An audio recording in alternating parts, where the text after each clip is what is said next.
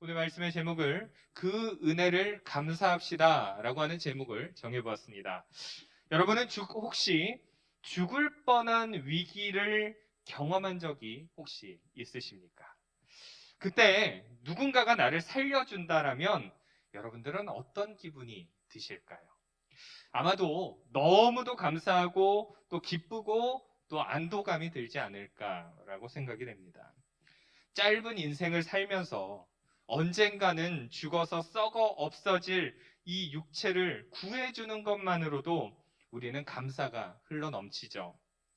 그런데 영원한 생명을 얻게 된다는 것이 우리에게 얼마나 큰 은혜인지를 우리는 다시 한번 생각해 보았으면 좋겠습니다. 오늘 본문 1절에서 우리의 원래 상태가 어떠했는지를 우리가 분명히 아실 수가 있습니다. 여러분 1절 우리가 다시 한번 읽어보실까요? 시작. 그는 허물과 죄로 죽었던 너희를 살리셨도다. 아멘. 여러분 여기 제가 노란색 색깔을 표시해 놨죠? 뭐라고 써 있죠? 죽었던 이라고 하는 이 단어를 여러분 기억해 주시기를 바랍니다. 우리는 이 죽었던 이라는 이 단어를 깊이 있게 생각하지 않죠. 왜냐하면 여전히 현재도 내 육체가 살아있어서 그대로 내가 죽은 게 아니고 내 육체가 그대로 살아있기 때문에 우리가 죽었다라고 하는 이 의미를 우리가 피부로 잘 느끼지 못합니다. 그러나 죽음을 깊이 묵상하면 묵상할수록 구원받은 것이 감사가 되는 줄로 믿으시기를 바랍니다. 특별히 죽었다라고 하는 단어를 영어 성경으로 제가 저렇게 표시를 해놨는데 You were dead라고 쓰여 있죠. 그러니까 이 dead라고 하는 것, were라고 하는 단어를 자세히 보시면 과거형으로 기록되어 있습니다. 그러니까 우리의 본래 상태는 완전히 죽어 있는 상태였다라는 거죠. 영적 사망 상태라는 것입니다. 완전히 죽어 있는 것은요, 다시 살아날 가능성이 단 1%도 없는 겁니다. 여러분, 죽었다는 것을 한번 잘 묵상해 보시겠습니까? 죽었다는 것은요, 소망이 없습니다. 절망이죠. 움직이지도 않습니다. 감각도 없습니다. 우리는 죽은 것을 끌어안고 있지 않죠. 살아생전에는 아무리 사랑하는 사람이었다라고 해도 돌아가시면 무덤을 향해서 갈 수밖에 없는 것이죠. 그것이 죽음이죠. 그런데 하나님이 보실 때 우리는 허물과 죄로 이미 죽었고 가치를 상실한 상태였다라고 하는 것입니다.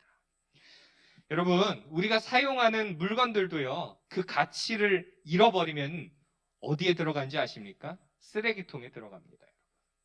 저희 집에도 물건이 고장나잖아요? 그냥 버립니다. 그런 죄 가운데 있었던 우리들이 어떠했느냐? 2절에서는 이런 표현들이 등장하고 있습니다. 2절 또 한 번 더 읽겠습니다. 시작. 그때 너희는 그 가운데서 행하여 이 세상 풍조를 따르고 공중에 권세 잡은 자를 따랐으니 곧 지금 불순종의 아들들 가운데서 역사하는 영이라. 아멘. 그때라고 출발을 하고 있죠. 어떤 의미죠, 여러분? 우리가 완전히 죽어서 그 어떤 소망이 없을 그때에 우리도 죄악 가운데 행하며 죄악 가운데 있었다는 것입니다. 영적 사망 상태에 있지만 그 사망 상태를 느끼지 못한 상태에서는 그냥 죄악 가운데 빠져서 그냥 막 달려갔다는 거죠. 세상의 풍조를 따르고 세상의 방법을 따라서 휩쓸려 갔다는 것입니다. 이것의 원어적인 표현들을 보면 하나님으로부터 단절되어서 하나님이 기뻐하지 않는 방법을 따라갔다는 것입니다. 그러니까 죄로 인하여서 하나님과 우리 사이가 완전히 끊어졌다라고 하는 의미를 담고 있죠. 그런데 그 깊은 곳까지 들어가 보면 공중에 권세 잡은 자를 우리가 원래 따라갔다. 이게 우리의 본래 모습이었다라고 말을 합니다. 그 공중에 권세 잡은 자 누구죠, 여러분? 마귀 사탄 아니겠습니까? 그들이 이끄는 대로 브레이크가 없이 폭주 기관차처럼 마귀의 자녀로서 우리는 그렇게 살아갔었다라는 것입니다. 그러고 나서 불순종의 아들들, 그러니까 예수를 믿지 않는 사람들 가운데도 이 마귀는 계속해서 지금도 역사하고 있다라는 것이죠.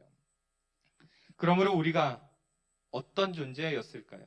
3절을 또 한번 보시겠습니다. 3절, 우리 3절도 또 한번 읽어보실까요? 시작. 전에는 우리도 다 그 가운데서 우리 육체의 욕심을 따라 지내며 육체와 마음에 원하는 것을 하여 다른 이들과 같이 본질상 진노의 자녀이었더니. 아멘. 이렇게 기록합니다. 그러니까 우리가 이전에는 다 마귀에게 휩쓸려 살면서 우리의 육체의 욕심을 따라서 지내고 육체의 마음에 원하는 것을 하여서 그렇게 살았다는 거죠. 그러니까 우리 소견에 옳은 대로 그냥 이것이 죄가 죄인지조차도 구별하지 못하고 그냥 마음대로 살아갔다. 이게 우리의 본래의 모습이었다라는 것입니다. 악한 그 마귀 사탄에게 이끌려가면서도 이끌려가는지조차도 알지 못하고 그게 죄인지도 알지도 못하고 내가 영적 사망 상태에 있음에도 그것도 느끼지 못하고 그렇게 살아갔다는 것입니다. 한마디로 육체가 이끄는 대로 내 마음대로 살아갔다는 거죠. 디모데후서 3장 1절 이하의 내용들을 보면 말세의 사람들이 어찌 행하느냐 잘 기록이 되어져 있습니다. 사람들이 자기를 사랑하면서 돈을 사랑하고 자랑하고 교만하고 비방하며 부모를 거역하고 감사하지 아니하고 거룩하지 아니하고 무정하며 원통함을 풀지 아니하며 모함하며 절제하지 못하며 사나우며 선한 것을 좋아하지 아니하며 배신하며 조급하며 자만하며 쾌락을 사랑하기를 하나님 사랑하는 것보다 더하며. 디모데후서의 말씀만 제가 잠깐 언급을 했지만 인간의 죄악이 얼마나 여러분 악독합니까? 인간의 모습을 찾아보면 죄로 오염된 인간의 모습을 찾아보면 거룩이라고 하는 단어를요 찾아볼 수 있습니까, 여러분? 죄로 물든 인간이, 죄로 오염된 인간이 거룩이라는 단어를 여러분 찾아볼 수 있습니까? 하나도 없다는 것입니다. 그래서 의인은 없나니 하나도 없다라고 성경이 말을 하고 있죠. 그런 우리가, 하나도 의로운 것이 없는 우리가 본질상 진노의 자녀였다라는 것을 우리 알 수가 있습니다. 원어적인 표현을 보면 원래부터 하나님의 분노에서 빠져나올 수 없는 가장 비참한 상태를 의미하는 것입니다. 하나님의 진노의 자녀였다. 본질상 진노의 자녀였다라고 하는 이 말의 의미는 하나님이 분노하시면 누구도 막을 수 없는 그런 상태 아닙니까? 하나님의 진노 가운데, 하나님의 분노 가운데 있었다는 거죠. 그러므로 인간에게 남은 것은 절망뿐입니다. 하나님 없이 살아가는 인간은 절망뿐입니다. 죄악 가운데 사는 겁니다. 영적인 죽음 가운데 사는 것입니다. 그런 우리가 하나님의 은혜를 입은 줄로 믿습니다, 여러분. 4절과 5절의 말씀도 우리가 한 번 더 읽어보시겠습니다. 시작. 긍휼이 풍성하신 하나님이 우리를 사랑하신 그 큰 사랑을 인하여 허물로 죽은 우리를 그리스도와 함께 살리셨고 너희는 은혜로 구원을 받은 것이라. 아멘. 여기에 보시면 노란색 글씨 뭐라고 쓰여 있죠? 긍휼이 풍성하신 하나님.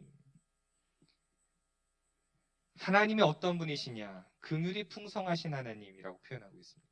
긍휼이라고 하는 단어는 누군가를 불쌍히 여기는 마음, 이걸 긍휼이라고 말합니다. 그런데 그 마음이, 그 긍휼히 여기는 마음이 풍성하신 하나님이 우리 가운데 은혜를 베푸셨다라고 하는 거죠.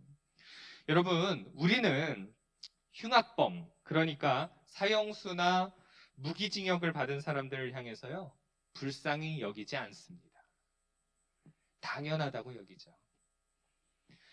그들을 불쌍히 여기지 않는 이유는 그들이 저지른 범죄가 너무나도 크기 때문입니다.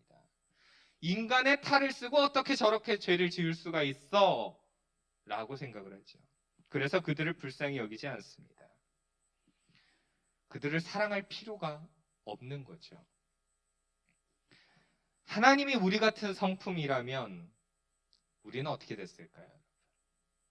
하나님과 우리 사이는 벌써 깨지고 끝났을 사이가 아니겠습니까?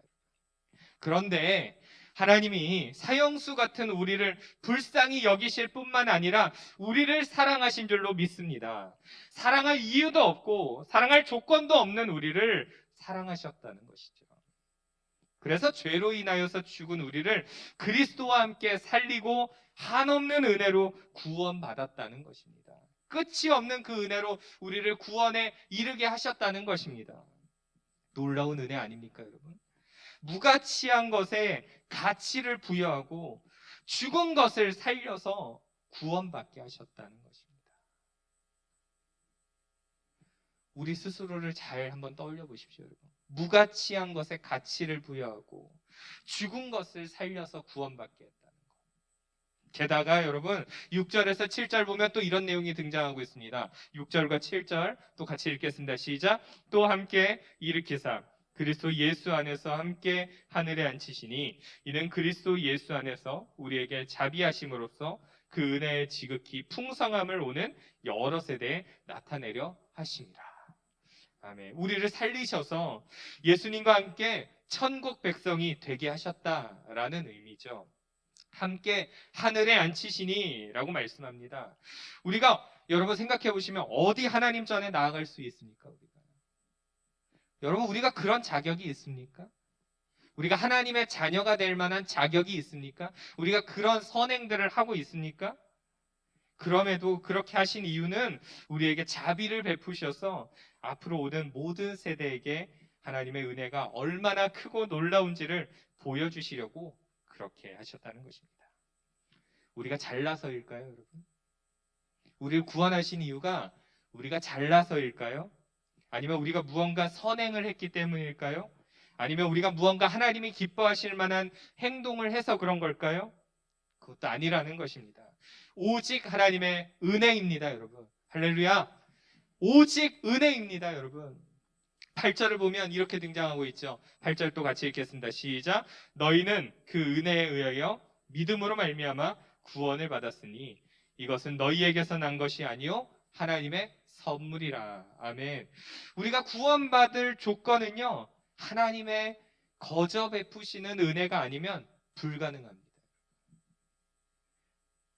불가능해요. 그 은혜에 의하여서 믿음으로 말미암아 구원에 이르렀다는 것이죠. 여기서 굉장히 중요한 의미가 등장합니다. 우리가 이 땅에서 하나님의 자녀가 되고 죽어서 영원한 생명을 얻는 유일한 방법이 바로 믿음이라는 거죠. 믿음 외에 다른 방법이 없다는 겁니다. 우리가 자녀가 되고 우리가 구원받는 유일한 방법은 뭐라고요? 두 글자예요, 여러분? 믿음 외에는 다른 방법이 없습니다. 예수 그리스도를 믿는 믿음으로 그 은혜를 누리는 거죠. 사람들은요, 여러분 무언가 소중한 것을 얻고자 할 때 희생과 대가를 지불해야 됩니다. 그게 세상의 법칙이죠. 내가 무언가를 소중하고 귀한 것들을 살려면 돈을 지불해야 되잖아요. 내가 누군가의 마음을 얻으려면 그 사람을 향하여서 시간을 투자하고 물질을 투자하고 내가 무언가를 줘야 되잖아요, 여러분. 기브 앤 테이크잖아요, 여러분. 그게 세상의 법칙 아닙니까? 그것이 공로주의죠, 여러분. 그런데 그것을 깨뜨려 버리는 것, 공로주의를 깨뜨려 버리는 것이 구원인 줄로 믿습니다, 여러분. 이 구원 문제는요, 우리 인간이 개입할 수 있는 영역이 단 하나도 없습니다.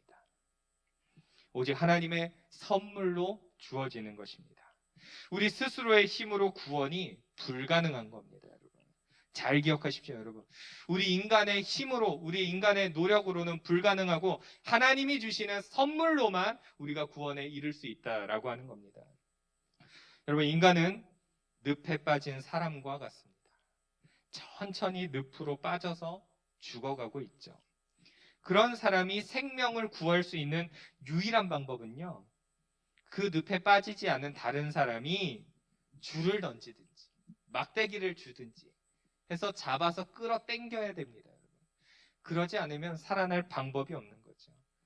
예수 그리스도의 십자가의 은혜로 우리가 그 예수 그리스도를 믿으면, 그 믿음으로 그것을 잡으면, 붙잡으면 하나님의 은혜가 임하여서 구원에 이르게 된다라는 것이죠. 하나님께서 선물로 베풀어 주셔야만 가능한 겁니다. 특별히 9절은 이렇게 말을 합니다. 9절도 한 번 더 읽어보겠습니다. 시작. 행위에서 난 것이 아니니 이는 누구든지 자랑하지 못하게 함이라. 아멘. 여러분 말씀을 쭉 보시고 여러분 혹시 이런 상상해 보셨습니까? 10억을 헌금하면 천국 티켓을 드립니다. 봉사활동 5,000시간을 하시면 천국 티켓을 드립니다.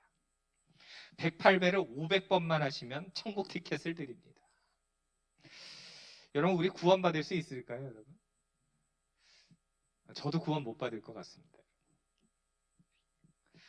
만약 저렇게 해서 구원을 받는다라고 치면 얼마나 자랑을 하겠습니까?